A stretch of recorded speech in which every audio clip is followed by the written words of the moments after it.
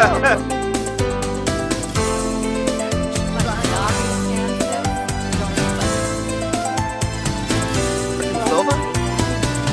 Yeah.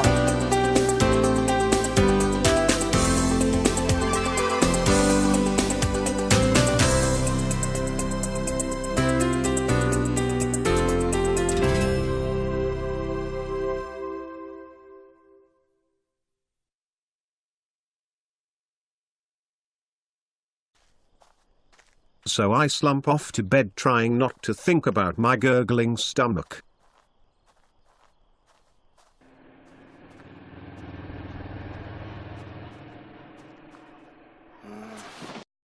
But it wasn't long before I am up again, desperately looking for somewhere discreet to go to the toilet. As I look around, I see a bush glowing in the distance. I head towards it, curious as I quicken my pace in desperation.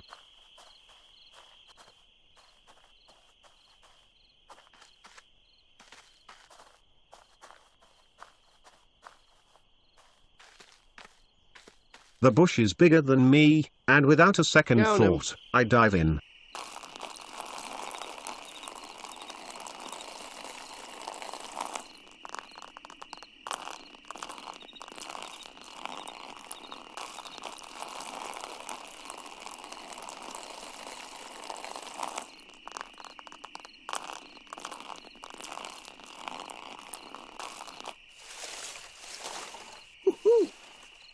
Aha, what a relief. I head back to my tent. Now that I have my bodily functions under control, I remember how tired I am. I have reached the point of total exhaustion.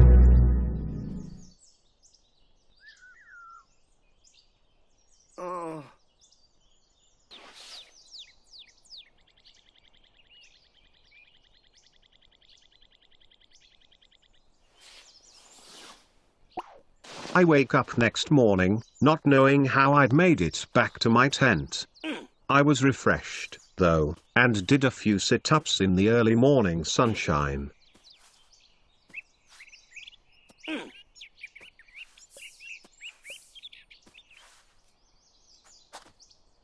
No time for a shower. Wait. I don't have a shower, so I head off jogging to work. After work I make my way to the gym. I can have a shower, at last. I'm tired, dirty, and hungry. The gym comes in handy. I can satisfy all three of these needs. Oh, and use the toilet as well. Of course, it hit me like a revelation. This would be my bathroom and kitchen each day after work. As the water washes over me, it washes away the dirt and the day. I feel clean, but not refreshed. My stomach is still a little queasy, so I forego a meal and slump back home, to my tent.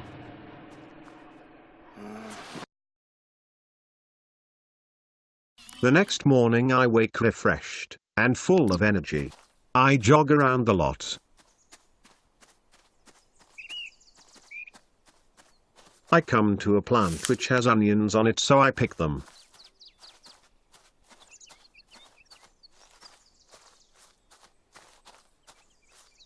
The next plant has basil on it.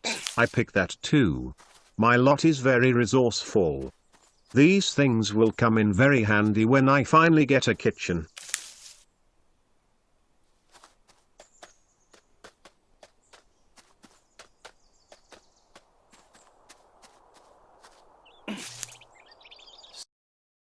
As I pick the last plant, I look up and there she is in the distance. Ibia, one of the girls that came to greet me on the first day I moved in. I'd like to talk to her again. I head out the side of the park and run towards her.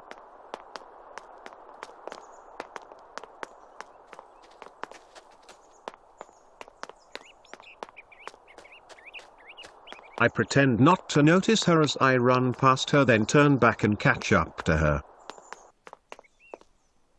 Hello, Hi, Royce. Ibia. It's nice to see you. Oh. I had a really nice time the other night. The food was good and so was the company. I'm sorry I had to break things up a little early, I was so tired. I went straight to bed when I got home. I think I was fast asleep the minute my head hit the pillow. I listen intently to her for a while, then I get a phone call and I tune out. It was Ulrich. She wants to know when we are going out again. She seems a little pushy, so I cut the conversation short. I think she may have a thing for you. So, what do you think? I have no idea what she is talking about, so I shrug my shoulders. Seems to be the right answer, as she nods in agreement. People. I take the opportunity to practice my joke-telling skills. She laughs sheepishly, so I quickly follow it up with another. This time her laugh is much more enthusiastic. You should go on the stage with your jokes. You're funny. You think so? I don't think so. My main interest is music. But I'll keep practicing. I know what you mean. Music is my first love too, but you know that already. So what about family? Okay, then, yes. All right. I'd like a family. I like Ibia. So I flirt with her a little. She flirts back. So would you like to go out with me? I'll meet you at the same restaurant. Say 7? Susu. Samzo. Okay, I'll see you there then. I'm looking forward to it. Don't be late now. It's a date then? Yes, for sure.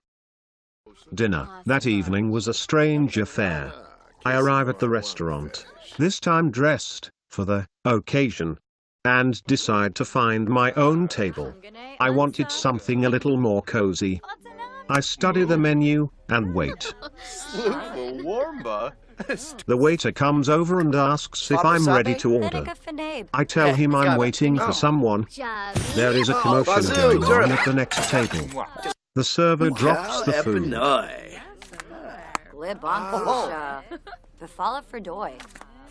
I order for both of us and wait some more.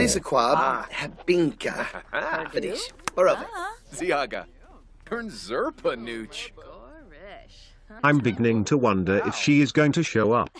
This restaurant is going down in my estimation. The dropped food is still on the floor. Ooh. Finally, the server comes to clear up the spilt food. And as she leaves, Ibia arrives.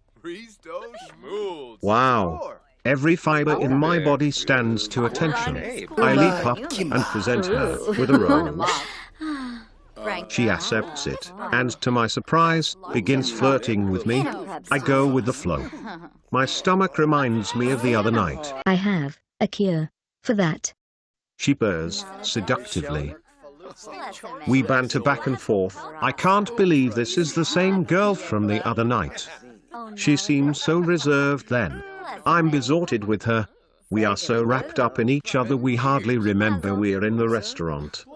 We don't even see when the waiter brings our food. Mamma mia.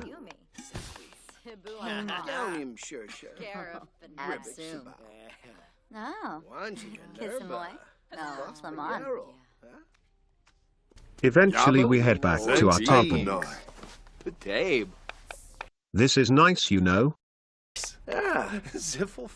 I'm glad you invited me out tonight, Royce. Ulrich might be upset. She likes you too. Well, I am.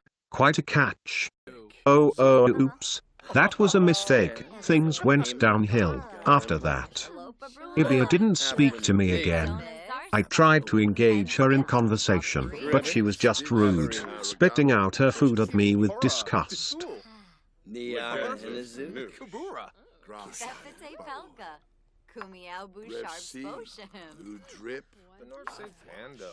What was I thinking? I like this girl, I really like her, and I go on like I'm the only man on earth. Serves me right, I guess. She doesn't even acknowledge I'm there, even though I am rambling on like a fool. There's no coming back from this one. I decide to leave.